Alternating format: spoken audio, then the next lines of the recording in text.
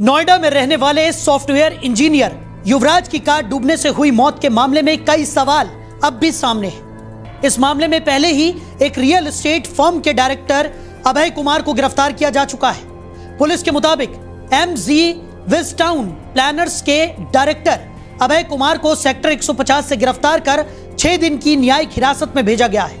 युवराज के पिता राजकुमार मेहता की शिकायत पर गैर इरादतन हत्या समेत अन्य धाराओं में 2 FIR दर्ज की गई है।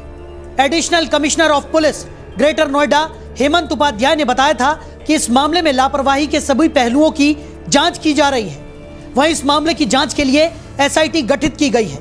मुख्यमंत्री योगी आदित्यनाथ के आदेश पर गठित 3 सदस्यीय SIT की अगुवाई ADG मेरठ जोन भानु भास्कर कर रहे हैं। टीम में मेरठ मंडलायुक्त भानुचंद्र गोस्वामी और PWD के चीफ इंजीनियर अजय वर्मा भी शामिल हैं। SIT को 5 दिनों के अंदर अपनी रिपोर्ट सरकार को सौंपनी है। SIT ने दुर्घटना स्थल का दौरा किया और अधिकारियों के साथ बैठक कर हालात की समीक्षा की। SIT नागरिक प्राधिकरण, पुलिस और आपातकालीन सेवाओं की भूमिका की जांच कर रही है। यह भी तय किया जाएगा कि गलती कहां हुई और हादसे को रोका जा सकता था या नहीं। SIT पीड़ित के पिता से भी बातचीत कर रही है। इस हादसे के बाद सरकार ने नोएडा अथॉरिटी के CEO लोकेश M को पद से हटाकर वेटिंग लिस्ट में डाल दिया है। आइए एक बार इस पूरे हादसे की टाइमलाइन को समझते हैं। यह हादसा रात करीब 11:45 पर हुआ था, जिसके बाद युवराज लगभग 2 घंटे तक मदद के लिए पुकारता रहा। सूचना मिलने पर रात 12:06 पर फायर ब्रिगेड को कॉल किया गया और 12:25 पर 3 फायर ब्रिगेड की गाड़ियां मौके पर पहुंची। रात भर चले रेस्क्यू के दौरान सुबह 3:30 से 4 बजे के बीच SDRF की टीम पहुंची, लेकिन विजिबिलिटी 0 होने के कारण सफलता नहीं मिली।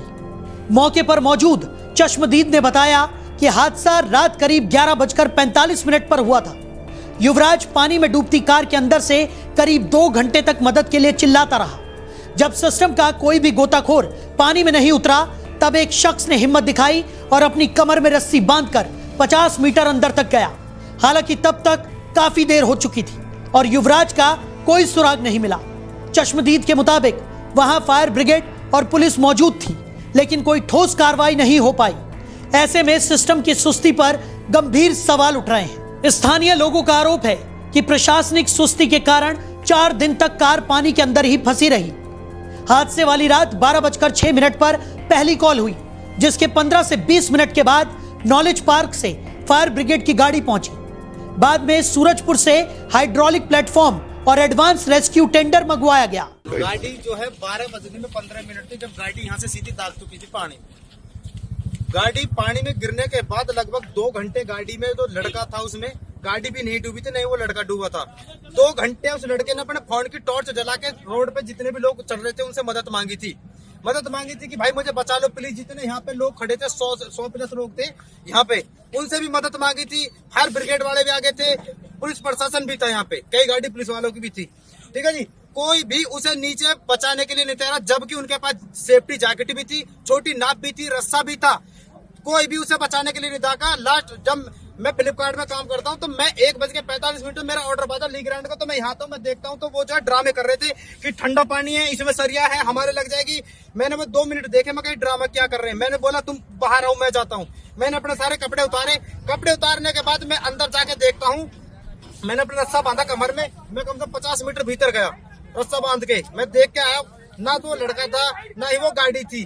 फिर जितने भी यहाँ पे जो मतलब फायर ब्रिगेड वाले थे, जो प्रशासन था, जो भी है सरकारी महकमा, उसमें उनमें से कुछ लोग ये बोले थे भाई आप 10 मिनट पहले आ जाते तो वो लड़का बच जाता। मैं बोला मैं एक चीज बताओ, जिस चीज के लिए पर्सनली उस चीज के लिए जो भर्ती हुए हैं वो फेल हो गए, और मुझे कहा जा रही थी या मेरे पास किसी की कॉल आ रही थी, या मैं सरकारी महकमे से हूँ या मैं कोई अधिकारी, मैं एक नॉर्मल इंसान हूँ। फिर मैं 50 मीटर तक कम से कम 40 मिनट मैंने वो भाई ढूंढा पानी मेरा अकेले ने। मैं 150 का रहने वाला हूँ, कोहरे में मुझे यहाँ का खड़ा हुआ इंसान भी नहीं दिख रहा था कोई।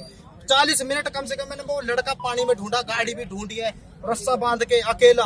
बिल्कुल बेकार हो गया था, लेकिन मैं फिर भी ये आस में था कहीं गाड़ी अटक ना रही हो, कहीं वो बेहोश तो ना होगा हो। पूरे में देख के आया जब वो लड़का, नहीं मिला था मुझे। ये करेक्ट टाइमिंग है 2:15 20 मिनट में मैं बाहर निकल गया। फायर विभाग ने तुरंत गोताखोरों और एसडीआरएफ को बुलाने की मांग की थी, लेकिन एसडीआरएफ की टीम तड़के 4 बजे के करीब पहुंची।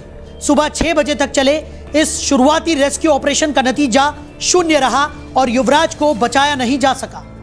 हालांकि युवराज मेहता की मौत के मामले में जांच तेज हो गई है। इस पूरे मामले की जांच के लिए गठित एसआईटी हर पहलू को बारीकी से खंगाल रही है। वहीं युवराज का एक वीडियो भी सामने आया जिसमें वो गुरुग्राम के सेक्टर 43 स्थित मैनहट्टन बार एंड रेस्ट्रो में नजर आ रहा है और टेबल नंबर 18 पर बैठकर शराब पीते हुए दिखाई दे रहा है। हालांकि वीडियो को लेकर भी कई सवाल खड़े हो रहे हैं। नोएडा के सेक्टर 150 में युवराज के साथ ये बड़ा हादसा हो गया। उसकी कार घने कोहरे में फिसल गई और नाले की बाउंड्री तोड़ते हुए एक निर्माणाधीन कमर्शियल कॉम्प्लेक्स के बेसमेंट के लिए खोदे गए गहरे पानी से भरे गड्ढे में जा गिरी। चश्मदीदों के मुताबिक युवराज ने करीब 2 घंटे तक मदद के लिए गुहार लगाई। मौके पर पहुंचे पुलिसकर्मी और बचाव कर्मी उसे बचा नहीं सके। शनिवार को फायर डिपार्टमेंट, पुलिस, एसडीआरएफ और एनडीआरएफ की लंबी मशक्कत के बाद युवराज का शव बरामद किया गया। एनडीआरएफ ने पानी में डूबी कार को खोजने के लिए नावों और गोताखोरों की मदद भी ली। हादसे के 3 दिन बाद मंगलवार शाम को आखिरकार कार को बाहर निकाला गया।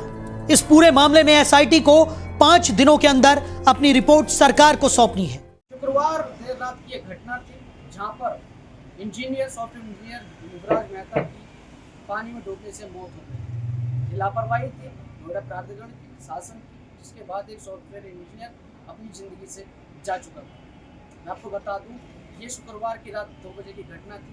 12 बजे वो गुरुग्राम से अपने घर जा रहा था। कहीं ना कहीं एक जगह पर जो बेसमेंट बना हुआ था, बेसमेंट में पानी भरा हुआ था। 2 साल पहले एक बिल्डर ने उस बेसमेंट को खुदवाया था और कहीं ना कहीं 2 साल से वो ऐसे ही पड़ा था, लेकिन सोसाइटी का पानी और नाले का पानी उसमें जाता रहा और पानी में डूबने से उसकी मौत हो गई।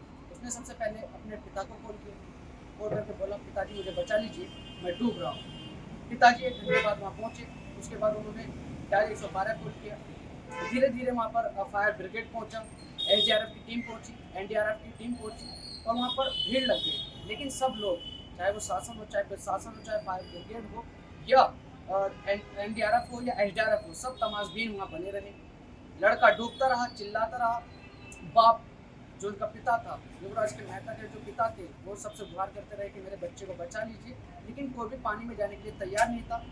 सब लोग बहाने बना रहे थे कि पानी ठंडा है और उस पानी में सरिये खड़े हैं। एसडीआरएफ की टीम लगभग 2:45 पर पहुंची थी, ना वो बोट लेकर पहुंची थी।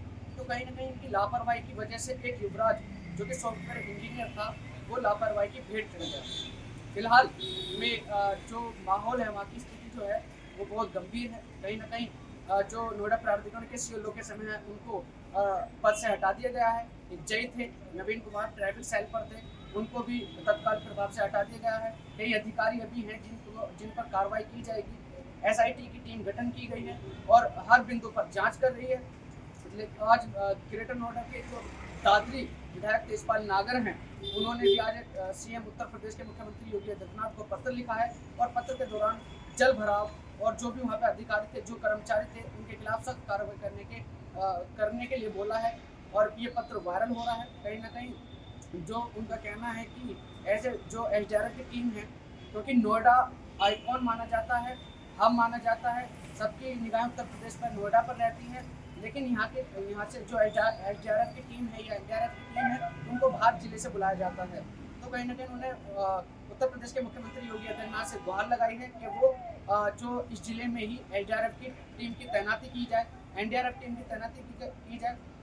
एसआईटी टीम है वो नोएडा प्राधिकरण में इस वक्त मौजूद है और कहीं ना कहीं नोएडा प्राधिकरण के जितने भी विभाग हैं, उनसे रिपोर्ट मांग रही है। अब देखना होगा आने वाले वक्तों में। अभी तो नोएडा प्राधिकरण के सीईओ पर गाज गिरी है, तो आने वाले वक्तों में क्या और भी लोगों पर गाज गिरेगी। नोएडा से अरबाज खान, डेली पोस्ट भारत। तो इस पूरे मामले में आगे क्या कुछ होता है, इस पर भी नजर बनी रहेगी। इस पूरे मामले में एसआईटी को 5 दिनों के अंदर अपनी रिपोर्ट सरकार को सौंपनी है।